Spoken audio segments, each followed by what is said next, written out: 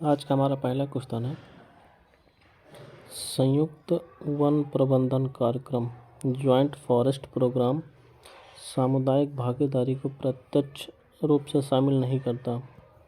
गलत हो जाएगा क्योंकि ये शामिल करता है। दूसरा, संरक्षण रिजर्व और सामुदायिक रिजर्व वन्यजीव संरक्षण अधिनियम में हुए संशोधन का प्रतिफल है। ये दूसरा सही है, आंसर बी होगा। तो संयुक्त वन प्रबंधन कार्यक्रम जो है लुप्त होने वाले वनों के प्रबंधन और उनका पुनर्नवीनीकरण में स्थानीय समुदायों, जो लोकल इंस्टीट्यूशन है, बॉडी हैं, जैसे पंचायती राज संस्थाएं हो गई, उनके सहयोग करने से काम करता है। यह ग्रामीण संस्थानों पर निर्भर होता है और वन विभाग द्वारा प्रबंधित लुप्त वन भूमि पर संरक्षण गतिविधि चलाते हैं। दूसरी चीज़ इसमें क्या होती है, जो स्थानीय देवता होते हैं या पैतृक आत्माएं होते हैं, खासकर जो ट्राइब्स होते हैं, जंगलों में रहते हैं, अभी भी जंगल को अपना देवता मानते हैं, पर्वतों को देवता मानते हैं, वो संयुक्त वन प्रबंधन में एक अहम भूमिका निभाते हैं। इसलिए स्थानीय देवता या पैतृक आत्माओं को समर्पित जो पवित्र वन है, स्थानीय समुदायों द्वारा सामाजिक मानदंडों और परंपराओं, और उनके परंपराओं में क्या है, वो आध्यात्मिक तौर पर और पारिस्थितिक मूल तौर पर वो इसका संरक्षण करते हैं। यह वन के संरक्षण का सबसे अच्छा तरीका है, क्योंकि वो जंगलों में रहते आए हैं, उन्हें वन को कैसे संरक्षित करना है इसमें महारत हासिल होती है। वन्यजीव संरक्षण अधिनियम 1972 को 2000 में संशोधन किया गया और इसमें जो है संरक्षण रिजर्व तथा सामुदायिक रिजर्व श्रेणी का प्रावधान कर दिया गया था। संरक्षण रिजर्व और सामुदायिक रिजर्व भारत के वे संरक्षित वन क्षेत्र हैं जो स्थापित राष्ट्रीय उद्यानों, वन्यजीव अभयारण्य और भारत के आरक्षित व संरक्षित वनों के बीच बफर जोन का काम करते हैं, या एक तरह से प्रव्रजन गलियारे के रूप में संयोजक का काम करते हैं। जैसे जंगलों से हाथियों का जब झुंड निकलता है किसी गांव से, ट्राइब विलेज से, तो वहाँ उनके लिए गलियारा बनाया जाता है। तो ये इस तरह का काम करते हैं। अगला क्वेश्चन है, नीलगिरी जीवमंडल रिजर्व क्षेत्र के संदर्भ में देखना है कौन सा कथन गलत है। पहला कह रहा है कि यह 1986 में स्थापित किया गया, सही है। अगला, ये इंडेंजर्ड जंतुओं की प्रजातियों, बाघ और शेर पूंछ बंदर मैकॉक का आवास स्थल है, ये भी सही है। अगला कह रहा है कि केरल की अगस्त्य मलाई पहाड़ी इसके अंतर्गत आती है, ये गलत हो जाएगा। केरल की अगस्त्य मलाई पहाड़ी अगस्त्य मलाई संरक्षण क्षेत्र के अंतर्गत ही, न कि नीलगिरी जीवमंडल आरक्षित क्षेत्र, बी सही हो जाएगा। 1986 में अस्तित्व में आया नीलगिरी जैवमंडल रिजर्व क्षेत्र भारत के कुल 18 संरक्षित जैवमंडलों में सबसे पहला था। इसमें वायनाड, नागरहोल, बांदीपुर, मुदुमला के अभयारण्य परिसर, नीलांबूर के संपूर्ण वन पहाड़ी ढलान, ऊपरी नीलगिरी पठार, साइलेंट वैली तथा सिरुवानी हिल्स को शामिल किया जाता है। और यह कुल क्षेत्रफल लगभग 5520 वर्ग किलोमीटर का है। नीलगिरी संरक्षित जैवमंडल में विभिन्न प्रकार के आदिवास, सूखी झाड़ियाँ, शुष्क और नम पर्णपाती, अर्ध सदाबहार और नम सदाबहार वन, सदाबहार शीतोष्ण माउंटेन वन, घास के मैदान और दलदल जैसी प्राकृतिक वनस्पतियों के अछूते क्षेत्र शामिल हैं, तथा पश्चिमी घाट में पाए जाने वाले फूलों के लगभग 80% पौधे नीलगिरी संरक्षित क्षेत्र में पाए जाते हैं, इसलिए ये ज़्यादा इम्पोर्टेंट हो जाता है। और जितने भी 18 रिजर्व हैं, सबसे पहले नीलगिरी संरक्षित क्षेत्र को ही बनाया गया था। इसमें 2 संकटग्रस्त प्रजातियां, एक नीलगिरी ताहर हो गया और दूसरा शेरपूंछ बंदर हो गया। सबसे बड़ी ज्ञात आबादी शामिल है। इस संरक्षित क्षेत्र में दक्षिण भारत में हाथी, बाघ, गौर, सांभर और चीतल की सबसे बड़ी आबादी के साथ साथ अच्छी संख्या में स्थानीय और लुप्तप्राय पौधे भी शामिल किए गए हैं। केरल में अगस्थमालाई पहाड़ियाँ जो हैं अगस्थमालाई संरक्षित क्षेत्र के तहत आती हैं। अगला क्वेश्चन है critically ecosystem partnership fund CEF के बारे में देखना है कौन सा कथन सही है। यह जैव विविधता के खतरों पर ध्यान देता है, सही है। यह विकासशील देशों में नागरिक समाज के साथ मिलकर कार्य करता है, ये भी सही है। और यह IUCN का एक कार्यक्रम है, ये गलत हो जाएगा। IUCN का कार्यक्रम नहीं है, वर्ल्ड बैंक का संयुक्त कार्यक्रम है, जिसमें और भी संस्थाएं काम करती हैं मिलकर। गंभीर पारिस्थितिक भागीदार कोष 2000 में जैव विविधता पर मंडराते विशाल खतरे से निपटने के लिए स्थापित किया।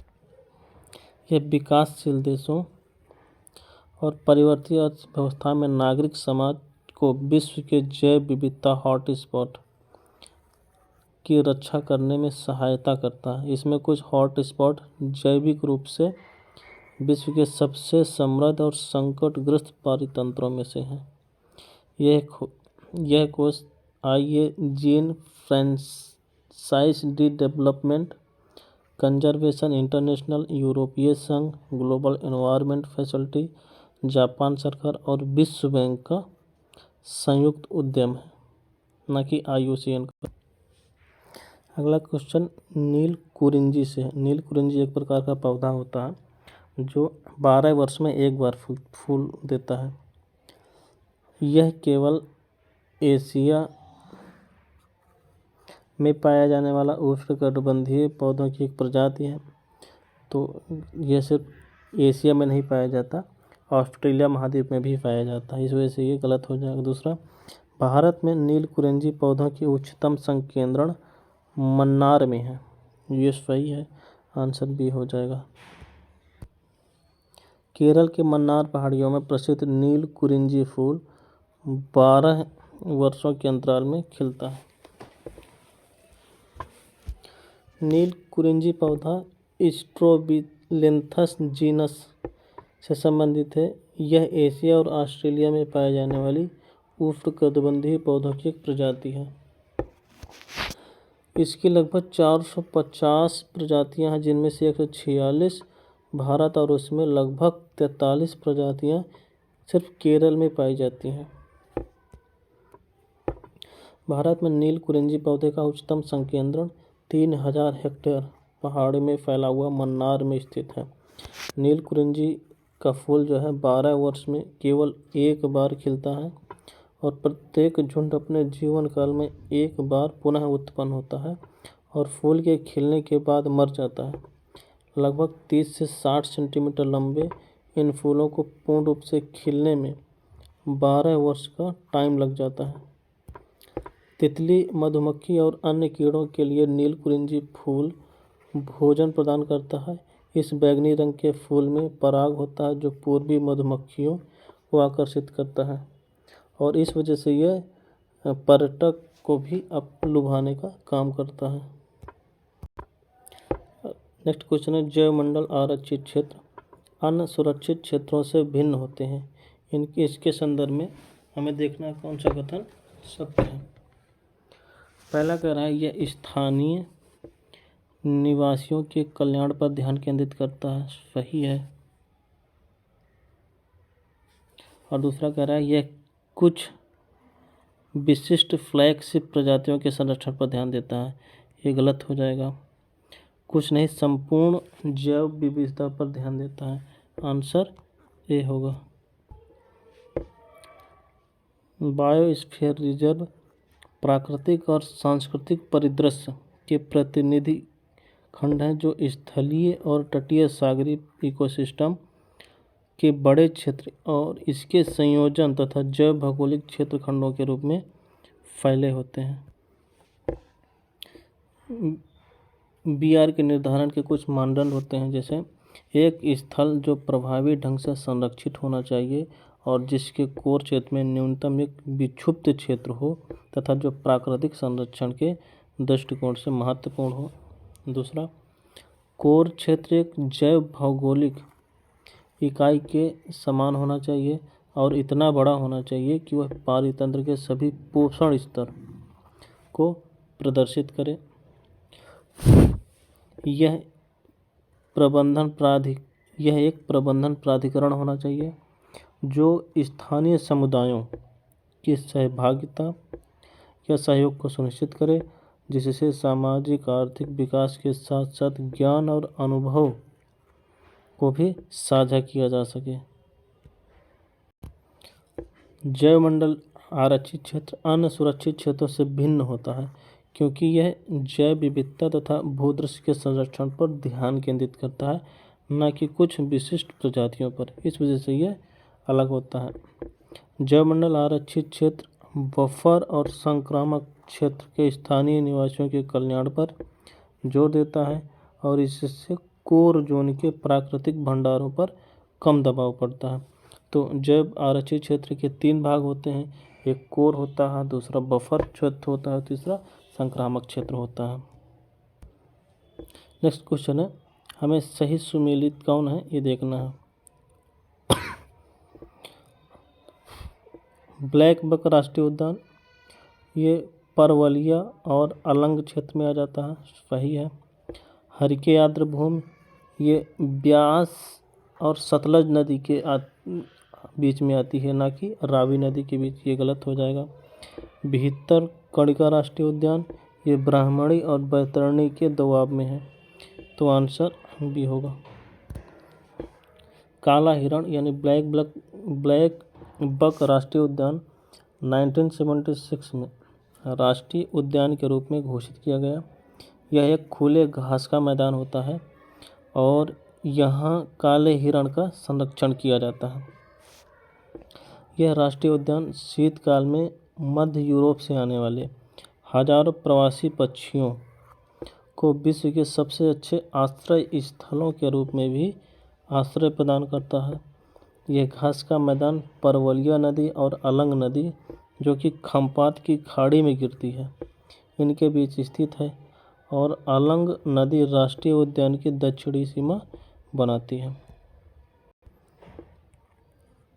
हरिके ब्यास और सतलज नदी के संगम में स्थित है और सतलुज नदी पर हरिके बैराज का निर्माण हुआ था और इसके बाद यह आर्द्र भूमि पारिस्थितिक तंत्र रामसर कन्वेंशन के तहत भी वेटलैंड में सूची में शामिल है। यहाँ भी शीतकाल के दौरान हजारों प्रवासी पक्षी हिमालय, यूरोप और साइबेरिया से आते हैं और यहाँ दुर्लभ सिंधु डॉल्फिन भी देखने को मिलती है। भीतरकनिका ये ब्राह्मणी और बैतरणी नदी के संगम पे है। इसमें 3 संरक्षित क्षेत्र हैं, एक भीतरकनिका राष्ट्रीय उद्यान है, भीतरकनिका वन्यजीव अभयारण्य है और गहिरमाथा सागरीय अभयारण्य है। ये सी टर्टल के लिए नेस्टिंग का सबसे बड़ा स्थल माना जाता है। अगला क्वेश्चन है, जैव विविधता सम्मेलन कन्वेंशन ऑन बायोडाइवर्सिटी के संदर्भ में देखना है। यह एक कानूनी रूप से बाध्यकारी अंतर्राष्ट्रीय संधि है, सही है, बाध्यकारी है। अगला, यह सतत विकास को बढ़ावा देने के लिए प्रतिबद्ध है, ये भी सही है। मॉन्ट्रियल प्रोटोकॉल को CBD के तत्वावधान में हस्ताक्षरित और अभिपुष्ट यानी रेटिफाई किया गया, ये गलत है। वियना कन्वेंशन के तहत किया गया था, न कि मॉन्ट्रियल प्रोटोकॉल के तहत, तो आंसर बी होगा 1 और 1992 के रियो पृथ्वी शिखर सम्मेलन में जैविक विविधता अभिसमय पर हस्ताक्षर किए गए और यह कानूनी रूप से बाध्यकारी है। ये एक ऐसा अभिसमय है जो बाध्यकारी है, जो अभिसमय है वो बाध्यकारी नहीं है। कानूनी रूप से बाध्यकारी यह संधि एक सतर्कतापूर्ण समझौता है और इसके हस्ताक्षरकर्ताओं के लिए यह आवश्यक है कि वे इस समझौते के कुछ निश्चित प्रावधानों या कार्यवाहियों का अनुसरण करें और उनका पालन। CBD जो है सतत विकास पर लक्षित विश्व के विभिन्न समुदायों की प्रतिबद्धताओं से प्रेरित है। यह जैव विविधता के संरक्षण, जैव विविधता के सतत प्रयोग, आनुवंशिक संसाधनों के उपयोग से उत्पन्न लाभों के निष्पक्ष और न्यायसंगत साझाकरण के लिए एक प्रभावकारी कदम का प्रतिनिधित्व करता है। इसको वियना कन्वेंशन के तहत साइन किया गया था। मॉन्ट्रियल प्रोटोकॉल की बात करें तो ये ओजोन क्षरणकारी पदार्थों की उत्पादन और उनके खपत को समाप्त करके जो स्ट्रेटोस्फीयर ओजोन है इसकी परत की रक्षा करना था, और यह एक वैश्विक समझौता है। 1987 में इसे अंतर्राष्ट्रीय स्तर पर स्वीकृत किया गया। इसे जैविक विविधता अभिसमय के तत्वावधान में हस्ताक्षर नहीं किया गया। इस मॉन्ट्रियल प्रोटोकॉल को 1987 में जब साइन किया गया था उस समय ओजोन क्षरण काफ़ी हो चुका था। अब हाल ही में रिपोर्ट निकल के आई है जिसमें ओजोन क्षरण की दर को कम किया गया है और ओजोन ट्रीटमेंट में मॉन्ट्रियल प्रोटोकॉल अच्छी भूमिका निभा रहा है। नेक्स्ट क्वेश्चन है, निम्न में से कौन सा पर्यावरण संबंधी प्रोटोकॉल एक देश से दूसरे देश में जीवित संशोधित जीवों लिविंग मॉडिफाइड ऑर्गेनिज्म के आयात और निर्यात को रेगुलेट करने की प्रक्रिया स्थापित करता है? तो यह कार्टाजेना प्रोटोकॉल के तहत किया जाता है। जैव विविधता अभिसमय 2000 को अपनाया गया और 2003 से लागू है। यह एक अंतर्राष्ट्रीय समझौता है जिसका उद्देश्य क्या है? आधुनिक जैव प्रौद्योगिकी के परिणामस्वरूप जीवित संशोधित जीवों के सुरक्षित संचालन, परिवहन और प्रयोग को सुनिश्चित करना है, और यह जीवित संशोधित जीवों द्वारा उत्पन्न संभावित जोखिम से जैविक विविधता की रक्षा करने के लिए प्रतिबद्ध है। अगर हम सिंपल शब्दों में समझें तो जो अंतर्राष्ट्रीय स्तर पर जो रिसर्च होती हैं, तो जैसे गरीब देशों में रिसर्च हो रहा है, बड़े देश अमीर देश के रिसर्च कर रहे हैं, तो पहले क्या करते थे, चोरी चुप के जो जीवित संशोधित जीव हुआ करते थे उनको ले जाते थे, अपने यहाँ ले जाकर पेटेंट करा लिए जाते थे। इससे क्या होता था कि गरीब देशों को कुछ खास प्रॉफिट नहीं होता था, जबकि रिसर्चर्स को इससे लाभ होता था। इसलिए इन्होंने समझौता किया और कहा गया कि आप जब रिसर्च करेंगे तो जिस देश में रिसर्च करेंगे उस देश को भी इसका लाभ होना चाहिए, इसलिए उनको भी इसका प्रॉफिट दिया जाना चाहिए। जिनेवा प्रोटोकॉल शस्त्र और गोला बारूद में अंतर्राष्ट्रीय व्यापार के पर्यवेक्षण के लिए एक प्रोटोकॉल है। नगोया प्रोटोकॉल आनुवंशिक संसाधनों तक पहुँच और जैविक विविधता सम्मेलन में उनके उपयोग से उत्पन्न लाभों के निष्पक्ष व न्यायसंगत साझाकरण पर आधारित है। क्योटो प्रोटोकॉल एक अंतर्राष्ट्रीय संधि है जिसका उद्देश्य क्या है? ग्रीन हाउस गैस उत्सर्जन को कम करना। अगला क्वेश्चन है, एक तरफ बाघ संरक्षित क्षेत्र दिया हुआ है और दूसरी तरफ राज्य दिया हुआ है, हमें सुमेलित करना है। बांदीपुर बाघ संरक्षित क्षेत्र कर्नाटक में है, बांधवगढ़ संरक्षित क्षेत्र मध्य प्रदेश में है, डंपा मिजोरम में है और सतकोशिया उड़ीसा में है। सभी सही सुमेलित हैं। बांदीपुर बाघ संरक्षित क्षेत्र कर्नाटक में है। 1973 में बाघ परियोजना के अंतर्गत स्थापित किया गया है और भारत के पहले जैव आरक्षित क्षेत्र नीलगिरी का एक बहुत बड़ा महत्वपूर्ण अंग है। बांधवगढ़ बाघ संरक्षित क्षेत्र मध्य प्रदेश के विंध्य पहाड़ियों में है और भारत की बाघ आबादी का सर्वाधिक घनत्व बांधवगढ़ में ही है। 1993 में इसे राष्ट्रीय उद्यान के रूप में शामिल किया गया। डंपा बाघ संरक्षित क्षेत्र ये मिजोरम में है। 1994 में इसे बाघ संरक्षित क्षेत्र घोषित कर दिया गया। सतकोशिया बाघ संरक्षित क्षेत्र ओडिशा में महानदी के तट पे है, किनारे में फैला हुआ है। 1976 में एक वन्य जीव अभयारण्य के रूप में स्थापित किया गया और 2007 में सतकोशिया बाघ संरक्षण क्षेत्र के रूप में शामिल कर लिया। सतकोशिया भारत के दो जैव भौगोलिक क्षेत्रों, एक तो दक्कन प्रायद्वीपीय और पूर्वी घाट का मिलन बिंदु है। अगला क्वेश्चन हमें देखना कि कौन सा कथन सही नहीं है। हैरियर पक्षी एकमात्र दिनचर शिकारी पक्षी है जो जमीन पर घोंसले और बसेरा बनाता है। ये सही है। ये पारिस्थितिक तंत्र विशेष रूप से घास के मैदान और आर्द्र भूमि स्वास्थ्य के महत्वपूर्ण इंडिकेटर होते हैं। ये भी सही है।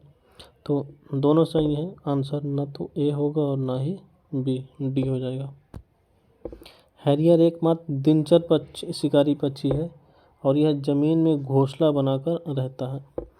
इसके साथ ये कुशल शिकारी होते हैं। इसके आहार में बड़े कीड़े आ जाते हैं जिसमें तिल, टिड्डियाँ, मछली, सरीसृप, छिपकली और स्किंक्स हैं। पक्षी और छोटे स्तनधारी भी इसमें शामिल हैं। इसके अलावा हैरियर पक्षी जो है मृत पशुओं को भी खाते हैं।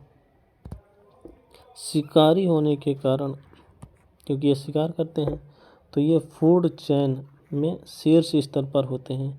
इसलिए मैदान, उच्च और निम्न भूमियों के स्वास्थ्य के इंडिकेटर होते हैं। ये कृंतक, टिड्डी और पक्षी के प्राकृतिक नियंत्रण हैं और यह उनके शिकार के प्रमुख आधार भी हैं। यह भूमि पर घोंसला बनाकर रहता है। हवा में भोजन करना, भोजन की खोज में लंबी दूरी तय करना और गहन सुनने की क्षमता तथा कई मादा साथियों को एक साथ रखना शामिल होता है। शिकारी पक्षी के रूप में यह पारिस्थितिक तंत्र में विशेष रूप से घास के मैदान और आर्द्र भूमि पारिस्थितिक तंत्र के महत्वपूर्ण संकेतक होते हैं। भारत में विश्व के हैरियर के लिए सबसे बड़ा शीतकालीन आश्रय स्थल है।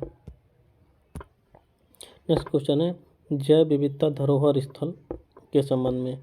किसी स्थल को जैव विविधता धरोहर स्थल के रूप में घोषित करने के लिए राज्य सरकार के साथ साथ केंद्र सरकार की मंजूरी आवश्यक होती है। सही है। जैव विविधता धरोहर स्थल की स्थापना उस क्षेत्र के स्थानीय समुदाय की सभी प्रचलित प्रथाओं और उनके उपभोग पर नियंत्रण आरोपित करती है। ये गलत हो जाएगा, नियंत्रण आरोपित नहीं करते। आंसर ए होगा। अगला क्वेश्चन है यह एक वन्य जीव अभयारण्य के साथ साथ जैव विविधता हॉटस्पॉट भी है जिसमें उष्णकटिबंधीय और अल्पाइन वन शामिल हैं। दूसरा कथन है पेंगी, सिपू, करिंग और सुबनसिरी नदियां इससे होकर बहती हैं। निम्न में से किस क्षेत्र का वर्णन करता है? तो यह टैली वन्यजीव अभयारण्य का वर्णन करता है। टैली घाटी एक वन्यजीव अभयारण्य के साथ साथ पूर्वी हिमालय का एक हॉटस्पॉट भी है।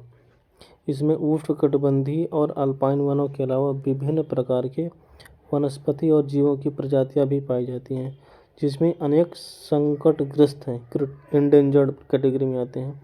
यहाँ ट्रैकिंग के लिए उत्तम विकल्प मौजूद है। अगर हमें ट्रैकिंग करना है तो टैली घाटी में जा सकते हैं। एक सींग वाले गैंडे के संदर्भ में देखना है कौन सा कथन सही है। यह विश्व में गैंडे की सबसे विशाल प्रजाति है। सही है। भारत में इसकी संख्या में गिरावट आई है, तो ये गलत हो जाएगा। गिरावट नहीं, वृद्धि दर्ज की गई है। और भारत में यह मुख्य रूप से ओडिशा में पाया जाता है। ये भी गलत हो जाएगा। असम के काजीरंगा में सबसे अधिक एक सींग वाले गैंडों की संख्या है, घनत्व दर्ज की गई है। तो आंसर ए होगा। भारत, नेपाल, भूटान और पाकिस्तान में पाया जाने वाला एक सींग वाला गैंडा विश्व में गैंडे की सबसे विशाल प्रजाति है। भारत में यह असम राज्य में पाया जाता है तथा इसकी 2/3 आबादी सिर्फ काजीरंगा राष्ट्रीय उद्यान में संकेंद्रित है। अन्य क्षेत्र जहां यह पाए जाते हैं उसमें मानस राष्ट्रीय उद्यान, पावितोरा संरक्षित वन, ओरेंग राष्ट्रीय उद्यान, लखोवा संरक्षित वन आदि हैं। लाल सूची में इसको सुभेद्य कैटेगरी में रखा गया है और वन्य जीव संरक्षण अधिनियम की अनुसूची 1 के अंतर्गत भी शामिल किया गया है। काजीरंगा में एक सींग वाले गैंडे की संख्या बढ़कर 12 हो गई है। मतलब कि 1 दर्जन की बढ़ोतरी दर्ज की गई है। गैंडों की अनुमानित संख्या 2413 है और यह 2015 के आंकड़ों की तुलना में 1 दर्जन की वृद्धि दर्ज है। अगला क्वेश्चन देखना, सामुदायिक आरक्षित क्षेत्र के बारे में। इसे वन्यजीव संरक्षण अधिनियम 1972 के साथ प्रस्तुत किया गया था। यह गलत हो जाएगा। हम लोगों ने 2002 में संशोधन किए थे वन्यजीव संरक्षण अधिनियम, उसी के तहत सामुदायिक रिजर्व क्षेत्र को जो है शामिल कर लिया गया। अगला कह रहा है, यह स्थापित संरक्षित भंडारों के मध्य एक मध्यवर्ती क्षेत्र के रूप में कार्य करता है। यह सही है। दूसरा है, सामुदायिक रिजर्व क्षेत्र के अंतर्गत शामिल क्षेत्र पूर्ण रूप से सरकार के अधीन होती है। ये भी गलत हो जाएगा। ये सरकार के साथ साथ जो लोकल कम्युनिटी है, जो उन्हें पवित्र वन के रूप में मानते हैं, उनकी पूजा करते हैं और वहाँ से अपना जीवन निर्वाह करते हैं, उनका भी अधीन किया गया है। वर्ष 2002 में वन्यजीव संरक्षण अधिनियम में संशोधन के द्वारा संरक्षण क्षेत्र और सामुदायिक आरक्षित क्षेत्र का प्रावधान किया गया। भारत में संरक्षण आरक्षित क्षेत्र और सामुदायिक आरक्षित क्षेत्र ऐसे संरक्षित क्षेत्र होते हैं जो पहले से स्थापित राष्ट्रीय उद्यानों, वन्यजीव अभयारण्यों और आरक्षित व संरक्षित वनों के बीच बफर जोन या मध्यवर्ती क्षेत्र का कार्य करते हैं।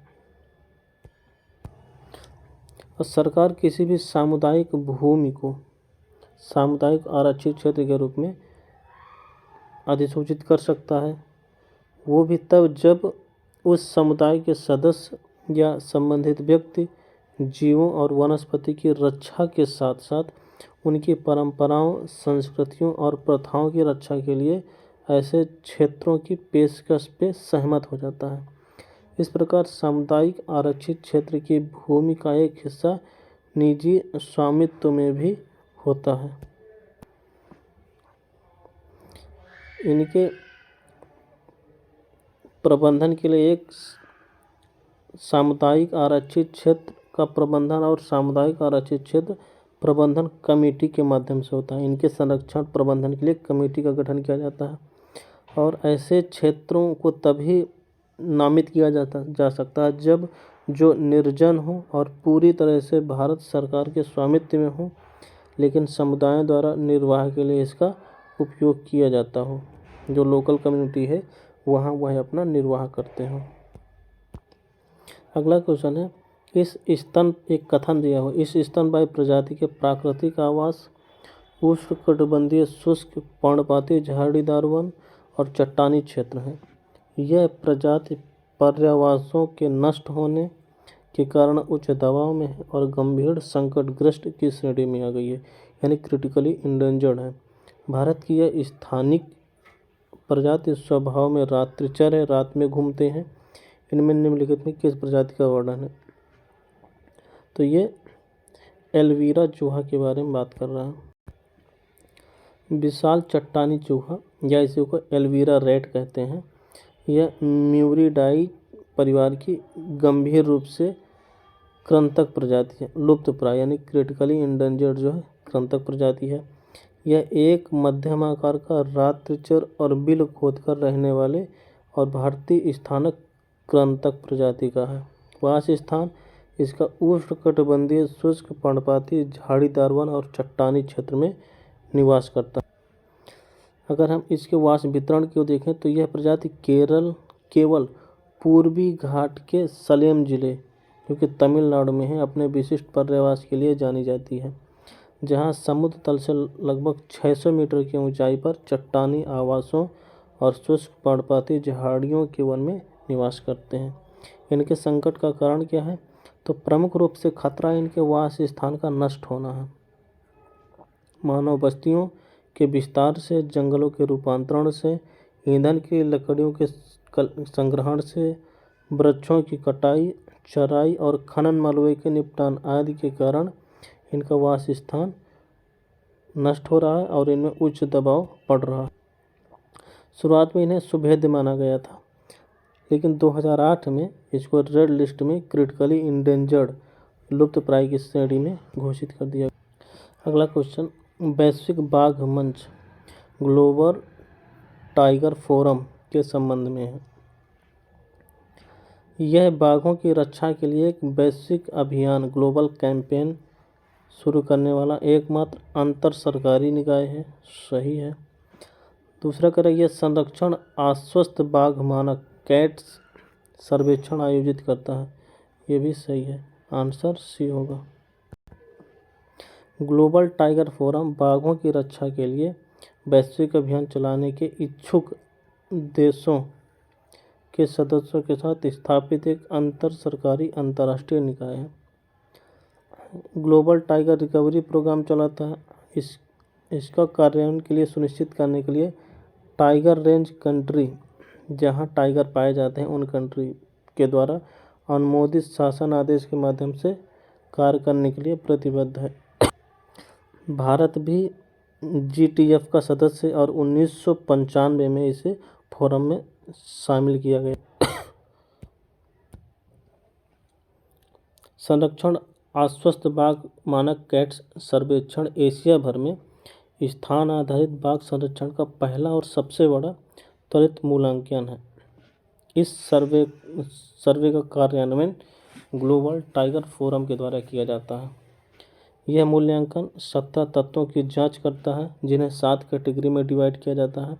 इनमें क्षेत्र का महत्व और स्थिति, प्रबंधन, सामुदायिक भागीदारी, पर्यटन, संरक्षण के उपाय, आवास प्रबंधन और बाघों की आबादी आदि की मूल्यांकन किया जाता है। अगला क्वेश्चन है अंतर्राष्ट्रीय व्हेलिंग आयोग, जो व्हेल मछली है उसके संरक्षण के लिए आयोग काम करता है। पहला, इसका मुख्यालय यूनाइटेड किंगडम UK में है। सही है। इसे संयुक्त राष्ट्र के अधिदेश के अंतर्गत स्थापित किया गया था। गलत है। इसने अपने सदस्य देशों के लिए सभी प्रकार के व्हेल आखेट पर प्रतिबंध लगा दिया है। अब व्हेल का शिकार नहीं किया जा सकता, सभी प्रकार के। ये भी गलत हो जाएगा, आंसर ए होगा।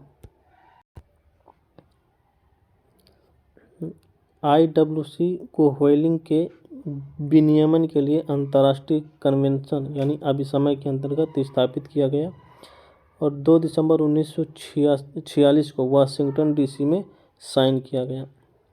इसका उद्देश्य व्हेल भंडार को उचित संरक्षण प्रदान करना और इस प्रकार व्हेल उद्योग को क्रमिक विकास का संभव करना है।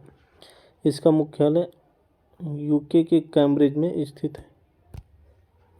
IWC 3 प्रकार के व्हेलिंग को मान्यता प्रदान करता है। पहला, आदिम निर्वाह व्हेलिंग है।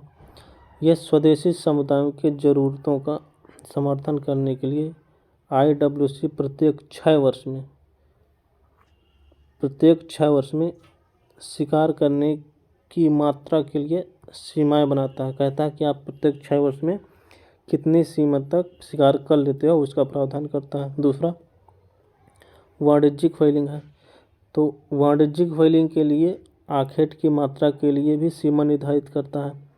इसके लिए 1986 से आयोग ने वाणिज्यिक व्हेलिंग के लिए 0 आखेट सीमा निर्धारित किया है। मतलब कि आप कॉमर्स के लिए, वाणिज्य के लिए व्हेल का शिकार नहीं कर सकते। और तीसरा, विशेष अनुमति या वैज्ञानिक रिसर्च के लिए व्हेलिंग है। तो कन्वेंशन के अनुसार किसी देश को वैज्ञानिक अनुसंधान उद्देश्य के लिए व्हेल को मारने की अनुमति है।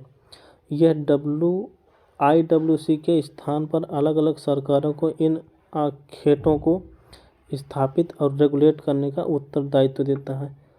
तो विशेष अनुमति जो रिसर्च के लिए होता है, इसकी अनुमति IWC नहीं, उस देश की सरकार के द्वारा दिया जाता है और वही उसे रेगुलेट करती है।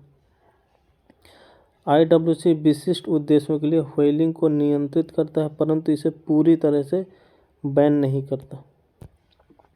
नेक्स्ट क्वेश्चन है, जैव विविधता अभिसमय। इस सम्मेलन के लिए कार्टाजेना प्रोटोकॉल जीवित संशोधित जीवों LMO से संबंधित है, सही है। नगोया प्रोटोकॉल आनुवांशिक संसाधनों तक समान पहुंच से संबंधित है, ये भी सही है, आंसर सी होगा। जैव सुरक्षा पर कार्टाजेना प्रोटोकॉल। जैव सुरक्षा से तात्पर्य आधुनिक जैव प्रौद्योगिकी उत्पादों से संभावित प्रतिकूल प्रभाव से मानव स्वास्थ्य और पर्यावरण की रक्षा की आवश्यकता से है। यह प्रोटोकॉल एक देश से दूसरे देश को जीवित संशोधित जीवों के आयात निर्यात को रेगुलेट करने के लिए प्रक्रियाओं का निर्माण करता है। अब नगोया प्रोटोकॉल, यह आनुवांशिक संसाधनों के उपयोग से उत्पन्न होने वाली लाभों के उचित और न्यायसंगत वितरण के सिद्धांत के प्रभावी कार्यान्वयन के लिए पारदर्शी कानूनी ढांचा प्रदान करता है। नेक्स्ट है, ये भरल रेड फॉक्स और भारतीय पिक्का का निवास स्थान है। अगला कथन है, यह यूनेस्को का विश्व धरोहर स्थल है। यहाँ अल्पाइन समशीतोष्ण और उपोष्णकटिबंधीय वन पाए जाते हैं। भारत में अवस्थित निम्नलिखित में से किस संरक्षित क्षेत्र का वर्णन करता है? यह ग्रेट हिमालय राष्ट्रीय उद्यान का वर्णन करता है, जो कि हिमाचल प्रदेश में। नेक्स्ट, भारतीय वन्य जीव ट्रस्ट के संदर्भ में, यह एक गैर सरकारी संगठन है, NGO है, सही है। यह स्थानीय समुदायों के साथ साझेदारी में काम करता है, ये भी सही है, आंसर सी होगा। भारतीय वन्य जीव ट्रस्ट एक NGO है। इसकी स्थापना 98 में की गई थी। इसका उद्देश्य समुदायों और सरकारों के साथ साझेदारी के माध्यम से प्रकृति, विशेष रूप से लुप्त प्राय प्रजातियों और संकट युक्त प्राकृतिक आवासों का संरक्षण करना है। भारतीय वन्य जीव ट्रस्ट भारत के वन्य जीवों की सुरक्षा के लिए प्रतिबद्ध है। अपने उद्देश्य की पूर्ति के लिए यह प्रजातियों के पुनर्वास से लेकर अवैध वन्य जीव व्यापार की रोकथाम तक विभिन्न परियोजनाओं पर स्थानीय समुदायों और सरकारों के साथ साझेदारी से कार्य करता है। नेक्स्ट क्वेश्चन है कि भारत के निम्नलिखित में से किस राष्ट्रीय उद्यान की पहचान यूनेस्को की विश्व विरासत सूची में मिश्रित विश्व धरोहर स्थल के रूप में की गई है? तो यह कंचनजंगा राष्ट्रीय उद्यान है। सिर्फ कंचनजंगा राष्ट्रीय उद्यान ही ऐसा एक उद्यान है भारत में अभी जो मिश्रित विश्व धरोहर के रूप में मान्यता प्राप्त है यूनेस्को के। आंसर ए सही हो जाएगा। अगला क्वेश्चन है, जैव विविधता अभिसमय 2002 के संदर्भ में सही कथन देखना है। इसमें राष्ट्रीय जैव विविधता प्राधिकरण और राज्य जैव विविधता बोर्ड शामिल हैं, जबकि स्थानीय स्तर पर जैव विविधता प्रबंधन समिति को इससे बाहर रखा गया है। ये गलत हो जाएगा, क्योंकि जैव विविधता तभी कायम हो सकती है जब हम स्थानीय स्तर पर भी समितियों का निर्माण करें। अगला है, इसमें आनुवांशिक संसाधन के उपयोग से होने वाले लाभों की उचित और न्यायसंगत साझेदारी शामिल है। दूसरा सही है, आंसर बी हो जाएगा। जैव विविधता अधिनियम 2002 की उत्पत्ति जैव विविधता पर संयुक्त राष्ट्र कन्वेंशन CBD 1992 में निहित उद्देश्यों को साकार करने के भारत के प्रयास से हुई है। इस कन्वेंशन में राज्यों के अपने जैव संसाधनों पर संप्रभु अधिकार की पुनः अभिपुष्टि की गई है। यह अधिनियम जैव विविधता के संरक्षण, इसके अवयवों के सतत उपयोग और जैव संसाधनों, ज्ञान एवं संबंधित विषय के उपयोग से प्राप्त लाभों को उचित और न्यायसंगत साझेदारी के लिए लाया गया है। इसका उद्देश्य क्या है? पहला, जैव विविधता का संरक्षण करना। दूसरा, अवयवों का सतत उपयोग सस्टेनेबल यूज करना और आनुवांशिक संसाधनों के उपयोग से होने वाले लाभों की उचित व न्यायसंगत साझेदारी करना है। यह अधिनियम जैविक संसाधनों तक पहुंच को रेगुलेट करने के लिए राष्ट्रीय जैव विविधता प्राधिकरण, राज्य जैव विविधता प्राधिकरण और स्थानीय स्तर पर जैव विविधता प्रबंधन से निर्मित त्रिस्तरीय संरचना की परिकल्पना करता है। नेक्स्ट क्वेश्चन है वन्यजीव अपराध नियंत्रण ब्यूरो WCCB के संदर्भ में। यह वन्यजीव संरक्षण अधिनियम 1972 को लागू करता है और एक सांविधिक निकाय है, स्टैट्यूटरी बॉडी है, सही है। यह अंतर्राष्ट्रीय अभिसमय और मसौदों के अंतर्गत विभिन्न बाध्यता के कार्यान्वयन के लिए उत्तरदायी है, ये भी सही है, आंसर सी होगा। नेक्स्ट क्वेश्चन है कि किन राज्यों में पवित्र उपवन या आश्रम पाए जाते हैं। मेघालय में है, राजस्थान में है, कर्नाटक में है और महाराष्ट्र में, सभी में है। नेक्स्ट क्वेश्चन है लुप्तप्राय प्रजातियों के संरक्षण के लिए प्रयोगशाला लाकोन्स के संदर्भ में। यह संकटापन्न प्रजाति के संरक्षण हेतु एक प्रयोगशाला लैब है, सही है। यह भारत की एकमात्र प्रयोगशाला है जिसने वन्य जीवों के वीर्य एवं अंडाणु के संग्रह तथा निम्नताप परिरक्षण के तरीके विकसित कर लिए हैं, ये भी सही है, आंसर सी होगा। लुप्तप्राय प्रजातियों के संरक्षण के लिए प्रयोगशाला यानी लाकोन्स के कोशिकीय एवं आणविक जीव विज्ञान केंद्र हैदराबाद की एक समर्पित प्रयोगशाला है। इसका ऑफिस कहाँ, हैदराबाद में है। यह देश की एकमात्र प्रयोगशाला है जो भारत की लुप्तप्राय वन्यजीव प्रजातियों को बचाने के लिए आधुनिक बायोटेक्नोलॉजी का यूज करके उनके संरक्षण की दिशा में काम कर रही है। यह जो है वन्य जीवों के वीर्य और अंडाणुओं के संग्रह और निम्न ताप पर परिरक्षण के तरीके विकसित किए हैं। साथ ही लुप्त प्राय ब्लैक बक, चित्तीदार हिरण, निकोबार कबूतरों को सफलतापूर्वक प्रजनन भी किया है। इनके ब्रीडिंग की भी तकनीकी डेवलप हो चुकी है।